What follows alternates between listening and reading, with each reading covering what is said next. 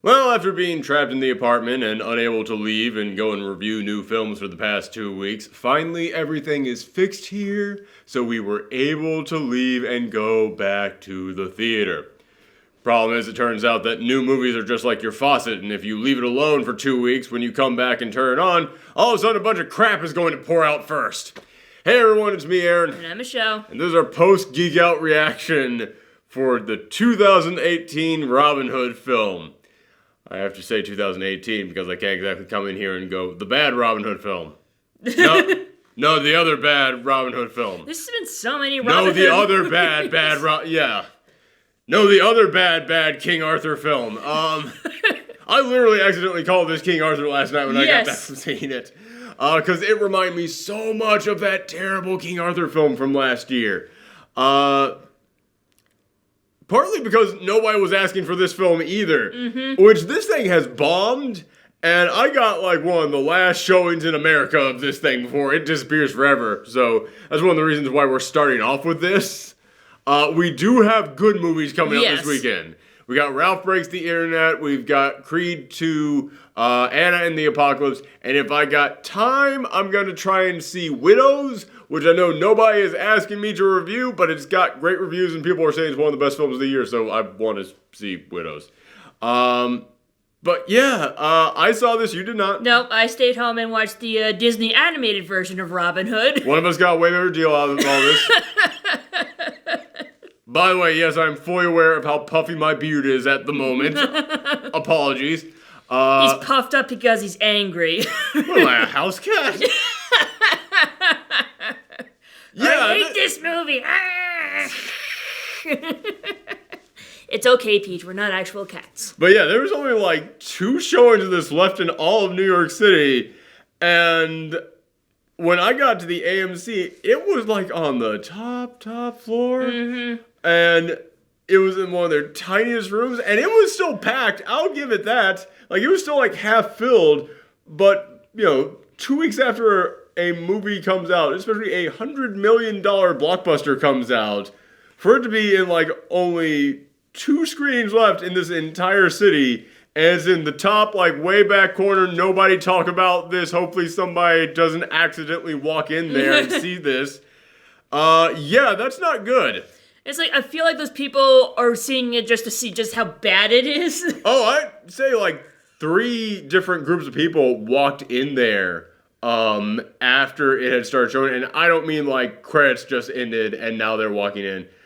I mean like one person came in half an hour after this thing was going, and I don't mean like trailers, then an extra 10 minutes. Like actual half hour into the movie. Yeah, we are firmly in Act 2 at this point. Maybe there was another movie that they wanted to see, but it sold out, so they're like, fuck it, I guess I'll see this movie while I'm here or something. Nothing would have been better.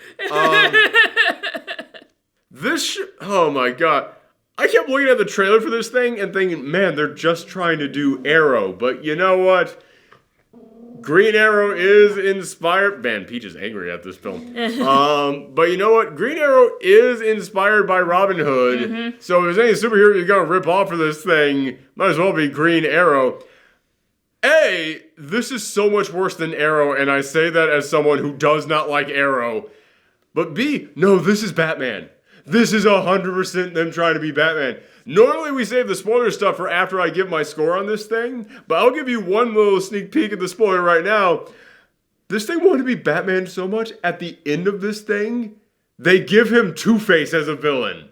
At the end of this thing, they tease the villain for the next film, and it's the moment in which this guy who's kind of sort of maybe a good guy, he's sort of the friend of Robin Hood and Maid Marian, and oh man, you're supposed to feel kind of sympathetic for this guy, and oh no, something happens and gets him mad at Robin Hood now, and then he gets hit over the head while he's holding a Molotov cocktail, falls to the ground, it lights up the ground, and he falls into the fire, and it's burning up half his face. And I literally at that moment went, you did not just Two-Face this motherfucker. You did not. And then at the end of the film, this dude stands there like, I will get you, Robin Hood. And half his face is just grizzled and like perfectly down the middle. I'm like, go fuck yourself. How dare you, movie? Well, does that mean like Prince John is like the Joker or something? There's no Prince John in this. What? No. What? Here's the thing. In this movie, the sheriff of Nottingham is this guy in finely tailored suits and is apparently the ruler of the entire kingdom, which that's not what a sheriff is. That's not how it works. He's the ruler of this entire kingdom, and he's dressed in these fine suits. By the way, everybody in this goddamn film is not dressed to period. Everyone in this fucking film is out of an Abercrombie and Fitch catalog. Everybody is wearing materials that I'm like, you didn't have those no one had nylon back in the whatever time period this was. It's like, I understand. It's like, okay, well, that's the style that you're going for, but dude, try and make it look like you didn't just buy modern day clothes for this shit. Like, Robin Hood's actual costume, it's got this cross stitching on it that, no one did back then. It's got this cross stitching on it that it really is like nylon or some kind of like modern day material. And then it's just got these little like diamond cross stitches all over it. And like, I'm not buying for a second that you did not buy this from Old Navy. This is not what people would have worn back then. Even like modernized versions of what people would have worn back then. No one did that. So, anyway, sorry. I lost my train of thought. We were talking about the sheriff. The Sheriff of Nottingham, he's like the ruler of this entire kingdom, and he's wearing like these finely tailored suits, and he is talking with such authority to him at all time. And I'm like, this is totally just Prince John. That's 100% Prince John. And then there comes a moment in which he has to hunt down Robin Hood. So he calls in this special task force of soldiers. And one of them is this guy who has like the big walrus mustache, and he is like a tough bruiser who was in the army and he was in the Crusades. I'm like, that's the Sheriff of Nottingham. Right you got there. This backwards. Yes, Peach. Yes. Sorry, Peach wants attention. We're recording this way earlier in the morning than we normally do, so Peach is like, yay, that means playtime, right? No. So, anyway, this movie, it starts off with them doing this cliched-ass thing where they're like, you think you know the story, but you don't actually know the story. It's like, yes, yeah, we do. We do. It's called Batman. No, I'm sorry. But yeah, this thing starts off with them going, you don't know the real story. And from there, it proceeds to just tell the Robin Hood story. And like, this is the only difference I can tell that they made in the Robin Hood story is there's no John. There's no, God, what was his name again? Prince John? Prince John. Yeah, there's no Prince John. But also, Maid Marian and Robin Hood knew each other before he got drafted to go to the Crusades. Which that was always part of his storyline, is that he went to the Crusades, he ended up in jail for a little bit in there, he befriended someone in there, and then they ended up going and starting his band. But in this, it also says that Robin Hood was like this wealthy noble, which I don't ever remember that as being part. I don't remember that either. Maybe that's in some interpretation, but yeah, that's like the only thing that they added in here. Is that he was this wealthy noble before he got enlisted to go and fight in the Crusades. And Maid Marian was like this street merchant kind of a person. Like she was urchin, that's the word I should say. Street urchin, yeah. Yeah, she was like an Aladdin type figure almost, because she's a thief. She is a thief at the beginning of this, and she is sneaking into Robin Hood's home, into his stables, to steal one of his horses. And that's how they first meet. And when she comes in, when we are first introduced to Maid Marian, she's wearing like this long, flowing black gown and a scarf wrapped all the way around her head so you only see her eyes. And also a boob window. Like fully 100% covered up, except giant hole just for her cleavage in there. And the second I saw that one, I know exactly what this movie's going to be. Tasteless and not thought out. That's exactly what this film is. Yeah, so I gotta give him that. Like, instantly, I was able to look at a costume and just went, well, know where this is going. Ba-da-da-da-da-da. Can I leave now? So it then has the two of them form a relationship. They fall in love, but then Robin Hood gets enlisted and he has to go and fight in the Crusades. And then it cuts to the Crusades, and this is maybe the weirdest part of this entire goddamn movie. It shows them, and I don't remember the country that they were fighting in, but somewhere in the Middle East. And it is just 100% Call of Duty. And I cannot, there is no words that I can say to make you understand how seriously I mean that. Because they are walking around in modern day brown military attire. Like the short sleeve, cargo pants, brown semi-camouflage colors to it.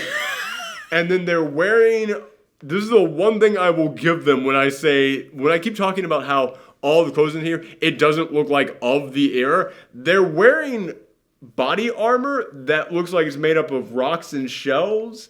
So at least that looks like they didn't just grab regular Kevlar armor and stuff that couldn't have existed back then. But it's totally shaped to look like Kevlar armor. It's got the straps on the front, big chest covering going all the way down. And they're walking around in this. And I was like, you literally just shot like normal military dudes walking around, except you replaced all their guns with bows and arrows.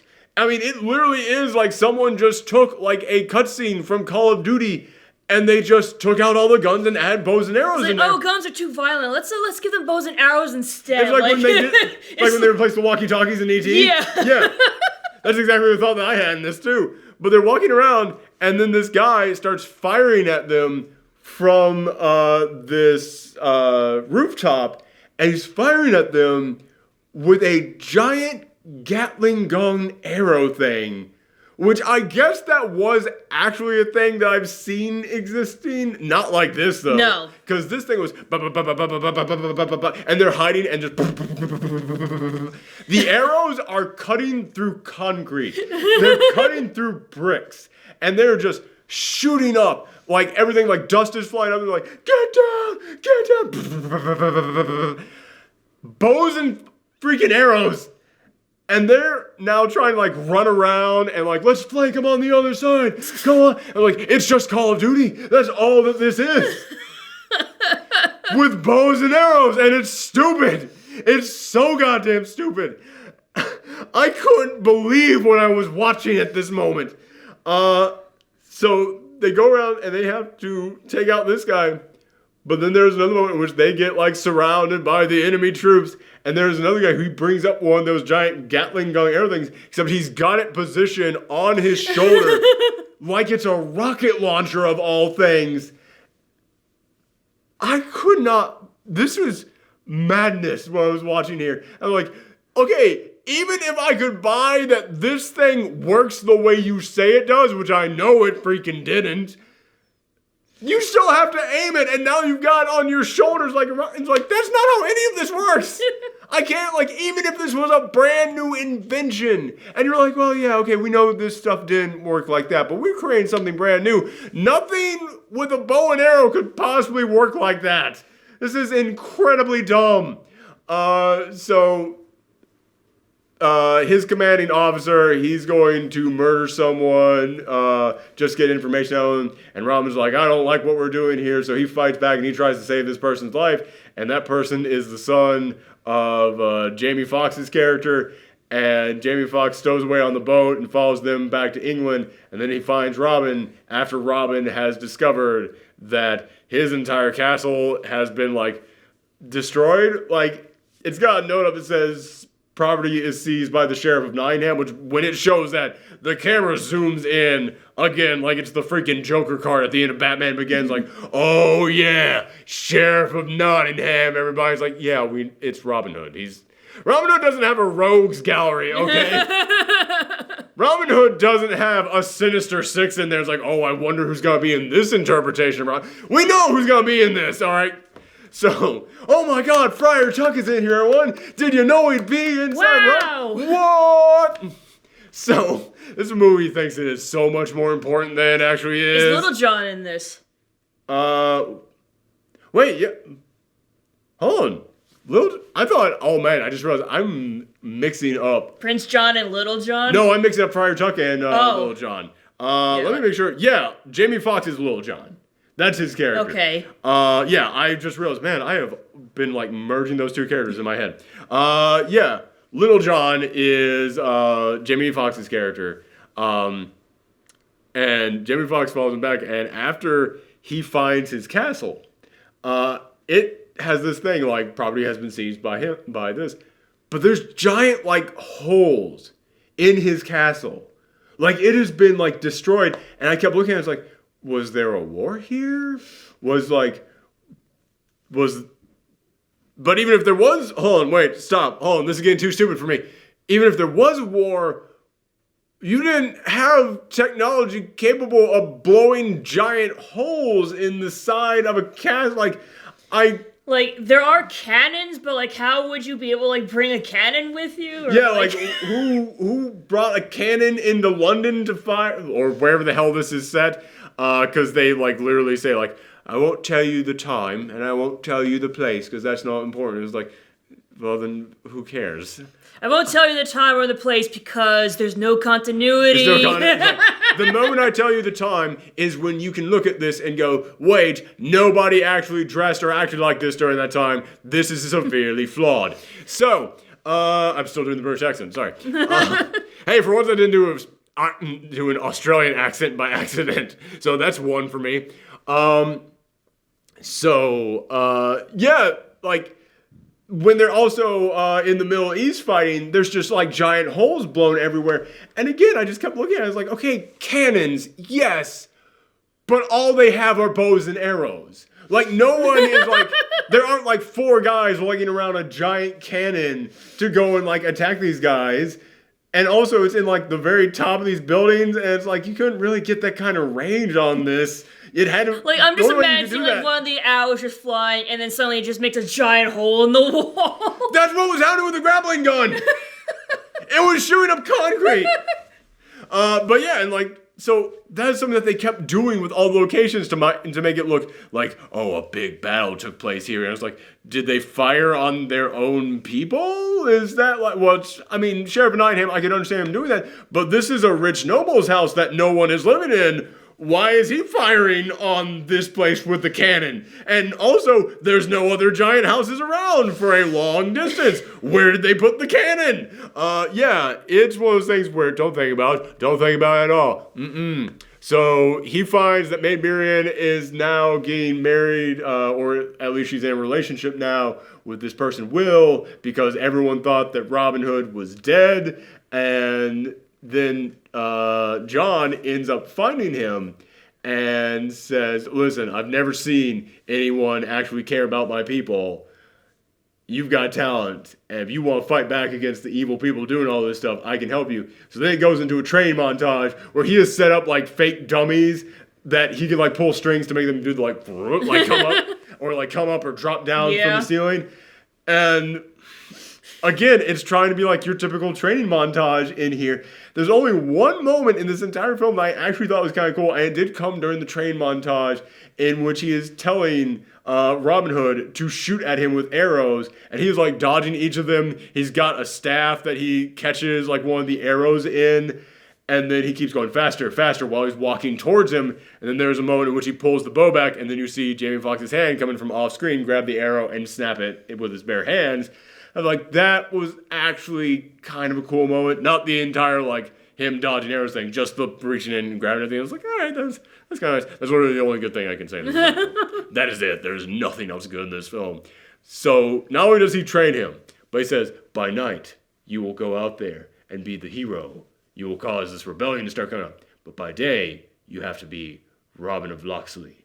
You have to go in there and be the rich nobleman and fight this from the inside. I was like, so like Bruce Wayne? So like granted, Oliver Queen also did that. Granted, Green Arrow also has that. But man, you can't look at this thing and not see like how much they're like, yeah, it's gonna be the Nolan version of this. And like, yeah, okay. It's like next thing you know, they see a bat flying over. It's like, oh look, it's a sign. Yes, Father, I will become the Arrow. Which, granted, in all fairness, I stopped watching Arrow like 2/3 of the way into season 1, I just could not keep going into that thing. But I know people who have continued watching it, and they're like, yeah, it's just Batman. It's 100% him just trying to be Batman. All of his villains are just Batman villains. He's just acting like Batman. So this is trying to be a copy of a copy, is what this entire thing is trying to be. So yeah, he's now going to, by day, be the rich playboy, Robin of Locksley, who tries to get in good with the Sheriff of Nottingham. But then by night, he goes out there as the vigilante, the Hood. I know. They wanted that to be cool. They wanted that to be so goddamn cool. It's not. It really isn't. So that's basically the film. The film then just becomes them, like, step by step, trying to go in there and sneak into the Sheriff of Nottingham's home and steal all the money back. And here's the thing. They will always set up for, like, a big battle, but then the big climax of the battle is them stealing money and not an actual battle.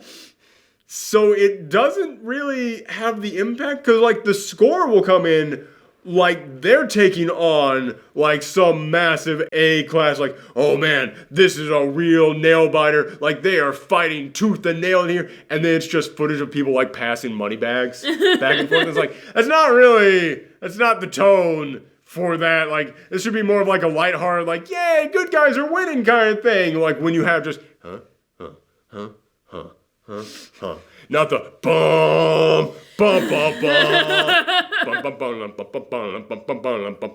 bum, bum. This one's kind of heavy. Banana.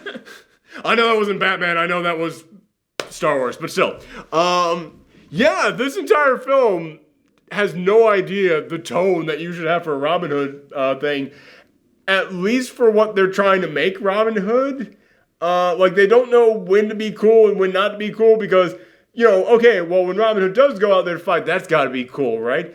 Robin Hood's kind of a bumbling idiot in this. Like, that's when suddenly they try to get, like, jokey and, like, oh, yeah, well, you know, he's kind of, like, in over his head on all of this. And I was like, well, then don't give me the big epic music and don't have the Robin of Locksley parts be the super serious parts of all this, and then the Hood parts of this be the light and charming parts of all this. I don't know what exactly they were going for with any of this. Like, it feels like this movie wanted to be 9 different things, and none of them were Robin Hood.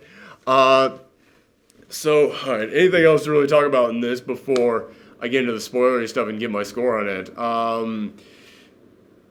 was about to say, as far as positives goes, like, no, there really aren't any. I'll give the sheriff and also the cardinal this, because this is really leaning into the whole Robin was in the Crusades, and during the Crusades, the church was not the good people. They were not the good guys in the Crusades. And I will give them credit for getting that one little bit of historical accuracy correct. It's the one thing that they actually had in here. And F. Murray Abrahams plays the cardinal, and he's actually damn good. He is actually really freaking intimidating. He's over the top, but at least he's over the top in the correct way. Like, he's the one guy in here who feels like he actually knew what he was doing, what type of a movie he was in. Same kind of goes for the sheriff. The sheriff is bad in here because he's overacting so much, but at least it's kind of like fun overacting. At least when he's sitting around, like, giving his horrible dark origin story about how, yeah, at the orphanage they used to beat all the boys, and then your skin would go from red to black to yellow, and then to pink when it would harden again, and that's why you had to learn, do you harden or do you break? And if you broke, they poured brandy down your mouth as a mercy. I hate the taste of brandy. I'm like, wow, you really thought this was going to be like a great villain speech. It's not. But at least the actor has given it 110%. Like, he's given horrible direction and horrible lines to say, but man, he leans into it. I'll give him that 100%. He goes for it in these scenes. So, gotta give him that. Gotta give him some applause on that. Like, I will always applaud anybody who shows up to work. That is what I've always said about actors. It doesn't matter what shit you're in, as long as you show up and give it your all, I'll give you something. Nobody else really does that in here.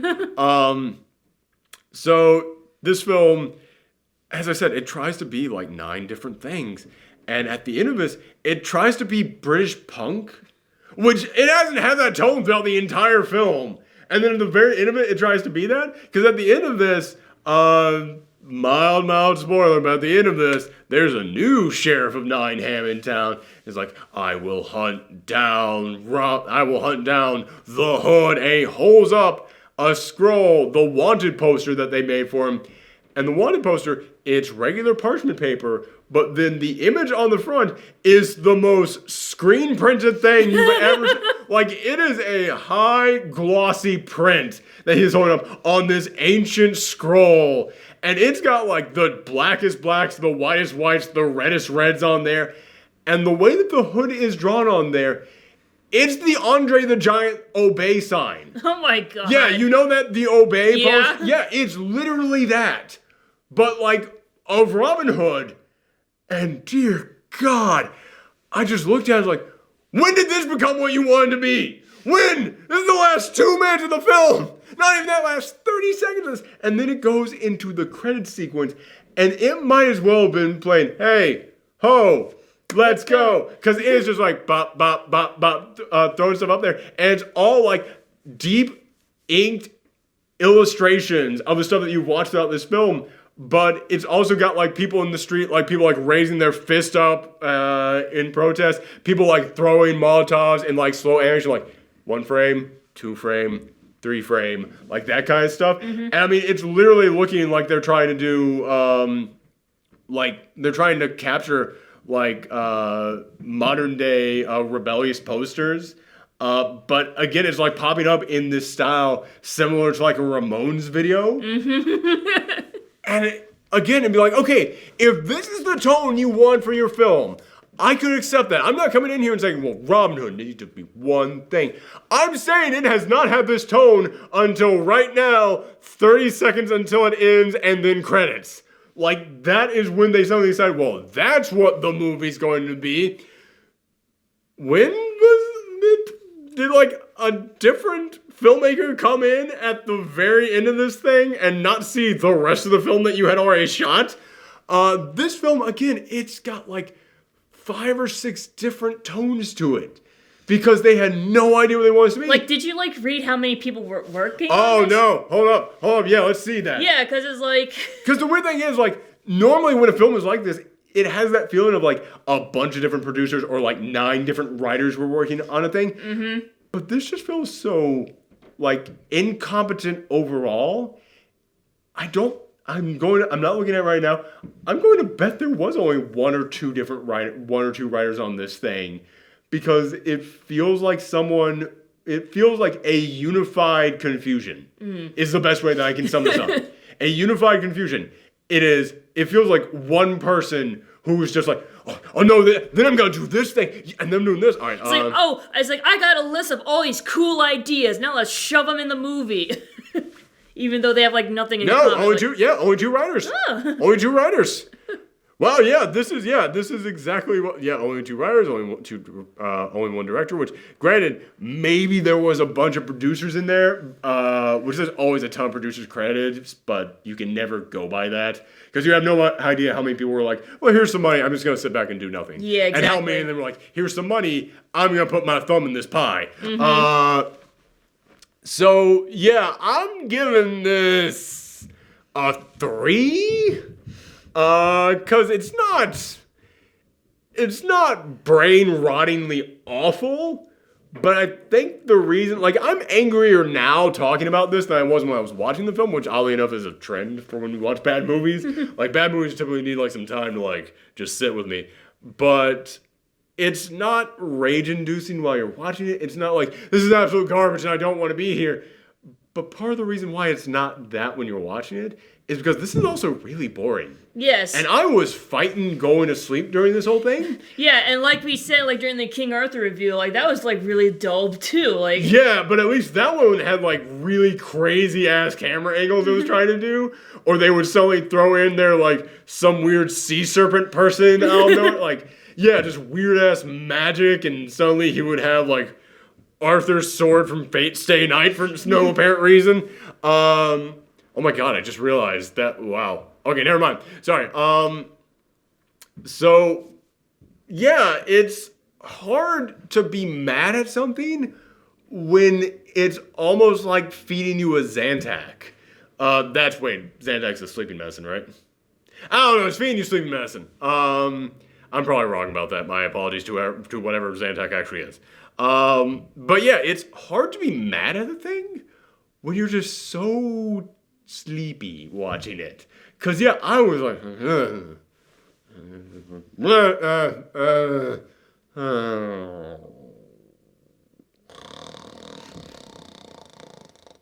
I am the knight. What? Yes. Okay. God. Yeah. This film, like, I can't be that mad, but only because the film itself is so dull. It keeps you from having any real emotions about it. So yeah, I'm giving this a 3 out of 10. By the way, why on earth do people keep making Robin Hood films and King Arthur films? No one's asking for these. Like, I'm not saying that they won't be famous again at some point in time, but no one is into that at the moment. Like, unless you do something truly unique with it. But this film tried to do something truly unique, and it was awful. And, like, it was worse because it tried to do that. But okay, spoiler time. Like I said, Maid Marian is now dating this guy, Will, when she gets back.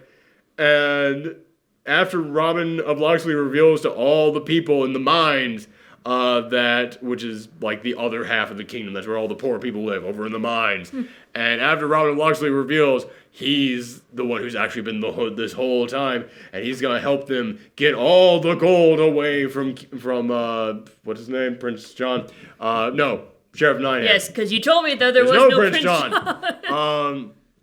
After he reveals his plan to him, Miriam, there comes a moment in which Miriam is helping, I keep wanting to call him Arthur, helping Robin Hood get out of this pit, and then they stare into each other's eyes lovingly, and then they kiss, and then Will has been the most like, no guys, if we just curl up in our turtle shells, the beatings won't hurt that bad, everyone. It's, guys, come on, I know that they're taking everything away from us and forcing us to work until death, but I mean, how much worse could it get if we decide to rebel? I mean, it could get so much worse. Just listen, life of indentured servitude, so much better than the alternative, guys. Like, just don't listen to this Robin Hood guy, everybody. It's gonna be okay. Like, just the most weenie person you can imagine.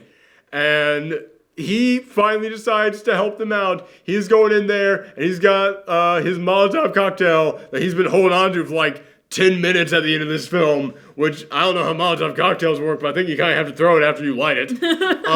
But he comes in, and he looks down this pit, and he sees the two of them making out. He's like, no. And then this guy comes up behind him and hits him over the head, and he drops the Molotov, and then he falls perfectly on his side into the fires. And that was that moment in which I went, oh my god, you went Two-Face on this motherfucker. Oh, like, guy who was kind of the friend to our protagonist, then all of a sudden half his face gets burned, and now he is his enemy, and he swears to take him down. And yeah, at the end of this, the Cardinal comes back in, because they kill the Sheriff of Nottingham, which it's such a bizarre shot because it's got this like, yeah, high five, we did it moment, but they hang him and he's like just hanging there a lifeless corpse behind him. He's like, yeah, way to go, man. I was like, fucking tone, movie. So, oh my god, sorry, I have to readjust myself here. So at the end of this, the Cardinal comes in and he finds Will and he's like, well, we know that you didn't really want to do all this, and we also know that you have a unique way of speaking to the people. They listen to you. So how would you like to be the highest law in the land? The new Sheriff of Nottingham. So at the end of this, he's the one making the speech about, we will bring in the hood no matter what. And I was like, that's like the new Sheriff of Nottingham? That's the new arch nemesis for Robin Hood? Yeah, the weenie who didn't want to fight. The weenie who is just sad because his girlfriend liked another guy. Oh, no. That's the sad, tragic backstory to the Sheriff of Nottingham, everyone. His girlfriend liked someone else. no. Well, now I totally sympathize with this guy. It's like, oh my god. He was the nice guy. Like, Yeah. The sheriff of Nottingham was really just a nice guy who got friend zoned. It's really made Miriam's fault when you think about it. Go fuck yourself, movie. And to make matters worse, like I said, you got the walrus mustache biker looking dude in here who was in the Crusades, who you look at that guy like, okay, so at the end of this you kill the sheriff of Nottingham and you're going to appoint a different sheriff of Nottingham? And you've still got that guy because that guy doesn't die in this. They just knock him out and there comes a moment in which he's like, kill me, Robin, come on, do it, Robin, kill me. And it's like, no. You might be a monster, but you saved my life during the Crusades. So they don't kill him. And I was like, you have that dude sitting right there. And he's not the new sheriff. He's got the actual interesting backstory relationship with Robin Hood because even though he was a monster during the war, he saved Robin's life. So Robin's got that guilt about going up against him. He's got no guilt about going up against Will. Will's the guy who stole his girlfriend. He wants to take this dude down. He does have like guilt and confliction about going up against this guy, and this guy actually looks like a badass. This guy looks like a ruffian who could actually do some dirty shit, and he's a part of the elite task force that got brought in to take down Robin Hood. Promote that motherfucker. Why would you not promote the guy who was part of the elite task force to be the highest law in the land, and instead you would promote, I don't know, guy who was just living in the mines? Yeah, it's like, well, you have a unique way of talking to them. Really? Because he told them all not to do this, and at the end of this film, they all did it because Stranger in a Hood told them to do it. Man, this movie's stupid at the end. I say that like it just suddenly got stupid. Man, yeah, this is exactly what you heard it was. This has got like an 18% on Rotten Tomatoes. Yeah, that's about right. That's about right where this should be. And it bombed, too. It's apparently the biggest bomb of the year. Again, no one is asking for these movies. Like, at all. No one. So, why on earth is it getting $100 million? And that story broke this week in which Guillermo del Toro, who I've made fun of Guillermo del Toro multiple times over the year for how many projects he takes on and then never does. This week it broke that, yeah, no, he actually did those projects. He wrote out the scripts for them, but then he could never get the funding for them. And I just look at this thing getting $100 million and just tanking so hard. And then you look over at Guillermo del Toro, who has actually been working his ass off to do all the things he said he was going to do over the years. And no one's willing to, like, even after this dude, like, wins an Oscar off of the craziest goddamn premise in the world, no one's going to give him money for any of these screenplays. And yet this shit gets $100 million. It is mind-boggling. Like, Guillermo del Toro was going to do In the Mouth of Madness. Like, that couldn't possibly cost more than $100 million to make. Like, all the big spooky sci-fi stuff in there is only in there for, like, split seconds. Whatever. So anyway, that's our review of Robin Hood. We've got some actual good movies coming up this weekend to talk about, so make sure that you stay tuned for that. You can also always follow us to find out when those reviews go up on Twitter, Twitch, and Tumblr at Professor Thorgy. Thanks for tuning in, everyone. Come back next time. Bye. Bye.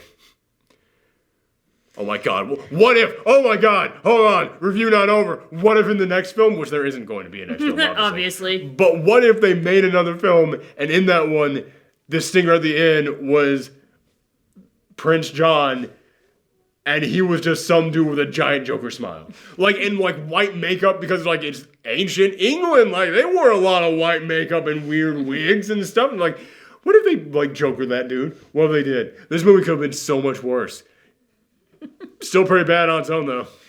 Bye, everyone. Bye.